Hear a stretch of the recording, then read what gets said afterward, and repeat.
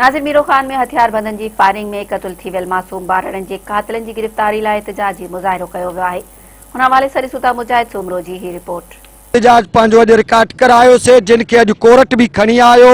असां high court में petition दाख़िल कराई आहे। असां जेको आहे सीएम साहब ऐं वज़ीर आज़म इमरान खान ऐं ॿियो जेको आहे हाई कोर्ट ऐं सुप्रीम कोर्ट खे अपील था कयूं ऐं जनरल साहब खे अपील था कयूं त असांजे मासूमनि सां इंसाफ़ कयो वञे, उनजे खून सां इंसाफ़ कयो वञे। वज़ीर आज़म इमरान खान, सीएम सिंध मुराद अली शाह के आईजी सिंध के मुश्ताक महर के अपील था कयूं, महिरबानी करे उन्हनि खे गिरफ़्तार कयो वञे। नाज़रीन, असीं 3 महीना अॻु क़त्ल थी वियल ॿ मासूम शकील अलवरायो बिरोही जे वारसनि सां ॻाल्हि ॿोल कईसीं। हुननि जो चवणु आहे त असांजा 2 मासूम शहीद थी विया, हिकु अमरा ज़ख़्मी थी पियो हो। असां सां अॼु ताईं इंसाफ़ न थी सघियो आहे। इंसाफ़ जे लाइ संदनि जो वारस ओसीअ जो इंतज़ारु करे रहिया आहिनि। कैमरामैन माशूक नर सां गॾु मुजाहिद सोमरो, मेरान टीवी।